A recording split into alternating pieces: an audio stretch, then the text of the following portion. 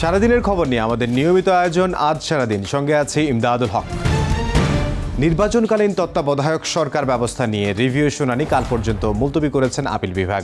শুনানিতে বিএনপি, জামায়াত সহ পক্ষভুক্তদের আইনজীবীরা বলেন 7 বিচারপতির মধ্যে তত্ত্বাবধায়ক সরকার বাতিলের পক্ষে রায় দেন 4 জন।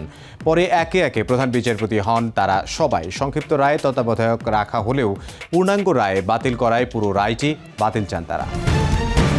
আসন কমানোই বাগেরহাটবাসী ইসির সমালোচনা করলেও বাড়ানোই খুশি গাজীপুরের মানুষ। সংসদীয় আসনের সীমানা পুনর্নির্ধারণের দাবি আপত্তির শুনানিতে ইসিকে জানিয়েছেন তারা। তৃতীয় দিনে ঢাকা অঞ্চলের 27টি আসনের 3 শতাধিক দাবি আপত্তির শুনানি হবে। ঢাকা বিশ্ববিদ্যালয় ক্যাম্পাস জুড়ে ডাকসু নির্বাচনের আমেজ। আজ থেকে শুরু হলো ছাত্র সংসদ নির্বাচনের প্রচারণা। সকালে আচরণবিধি নিয়ে প্রার্থীদের সতর্ক করেন চিফ রিটার্নিং অফিসার। এদিন কমিশনের বিরুদ্ধে পক্ষপাতিত্বের অভিযোগ তোলেন ডাকসু ফর চেঞ্জ প্যানেলের প্রার্থীরা। আর ভোট কেন্দ্র বাড়ানোর দাবি জানায় ছাত্রদলের প্রার্থীরা। শেষ দিনে মনোনয়নপত্র গ্রহণ ও জমা দিচ্ছেন রাজশাহী বিশ্ববিদ্যালয়ের কেন্দ্রীয় ছাত্র সংসদ ও হল সংসদ নির্বাচনের সম্ভাব্য প্রার্থীরা। জাহাঙ্গীরনগর বিশ্ববিদ্যালয়ে খসড়া তালিকা থেকে বাদ পড়া প্রার্থীরা আবেদন জমা দিচ্ছেন। বৃহস্পতিবার ঘোষণা করা হবে চূড়ান্ত তালিকা।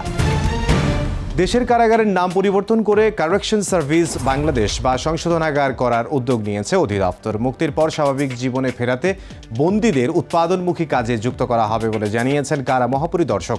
5 আগস্টের পর জেল থেকে পালানোয় 700 কয়েদি এখনও পলাতক আছেন বলে জানিয়েছেন তিনি। ঢাকায় শুরু হয়েছে বিজিবি বিএসএফ মহাপরিচালক পর্যায়ের সীমান্ত সম্মেলন। সকালে পিলখানায় বিজিবি সদর দফতরে 56তম এই সীমান্ত সম্মেলন শুরু হয়। সীমান্ত হত্যা, পুশিং ও অবৈধ অনুপ্রবেশ রোধ, মাদক ও অস্ত্র চোরাচালান রোধে আন্তঃসীমান্ত অপরাধ দমনের বিষয় প্রাধান্য পাবে বৈঠকে। এছাড়া ভারতীয় মিডিয়ায় বাংলাদেশ বিরোধী অপপ্রচারের ফলে সীমান্তে উত্তেজনা প্রশমন সহ দ্বিপাক্ষিক বিষয়ে আলোচনা হবে। বিজিবি মহাপরিচালক মেজর জেনারেল মোহাম্মদ আশরাফুজ্জামান সিদ্দিকীর নেতৃত্বে অংশ নিয়েছেন 21 সদস্যের প্রতিনিধি। আর ভারতের পক্ষে বিএসএফ মহাপরিচালক শ্রী দলজিৎ সিং চৌধুরীর নেতৃত্বে 11 সদস্যের প্রতিনিধি অংশ নিয়েছেন সম্মেলনে। শেখ হাসিনা, তার ছেলে জয় ও মেয়ে পুতুলের বিরুদ্ধে প্লট দুর্নীতির 3টি মামলার দ্বিতীয় দিনের সাক্ষ্য গ্রহণ হয়েছে। সকালে ঢাকার 5ম বিশেষ জজ আদালতে সাক্ষ্য নেওয়া হয়।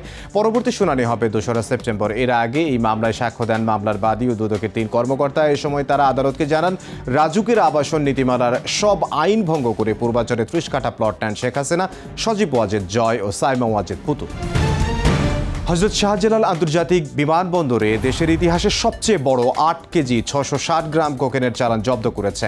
আটক করা হয়েছে গায়ানার এক নাগরিককে। কাস্টমস, গোয়েন্দা ও তদন্ত অধিদপ্তর জানায় সকালে কাতার এয়ারওয়েজের একটি ফ্লাইটে গায়ানার এক যাত্রীর লাগেজ তল্লাশি করে কোকেনের এই চালানটি জব্দ করা হয়। এর বাজার মূল্য প্রায় 130 কোটি টাকা। বন্যায় জরুরি উদ্ধার কার্যক্রম পরিচালনায় বাংলাদেশ রেড ক্রিসেন্ট সোসাইটিকে অত্যাধুনিক সরঞ্জাম অনুদান দিয়েছে চীন। সকালে এক অনুষ্ঠানে চীনের রাষ্ট্রদূত ইয়া ওয়েন এসব সরঞ্জাম হস্তান্তর করেন। এই সহায়তা উদ্ধার ও ত্রাণ কার্যক্রমকে আরও গতিশীল করবে বলে আশা দুর্যোগ ব্যবস্থাপনা ও ত্রাণ উপদেষ্টা। হামাসের হাতে আটক জিম্মিদের মুক্তি ও গাজা যুদ্ধ বন্ধের দাবিতে বিক্ষোভে উত্তাল ইসরায়েল। দেশ জুড়ে অবরোধ কর্মসূচি পালন করেছেন ইসরায়েলিরা। এদিন জেরুজালেমে মার্কিন দূতাবাসের সামনে জিম্মিদের ছবি সংবলিত পতাকা টাঙিয়ে দিয়েছে আন্দোলনকারীরা। এই ছিল আজ সারাদিনে। দেখা হবে আগামীকাল।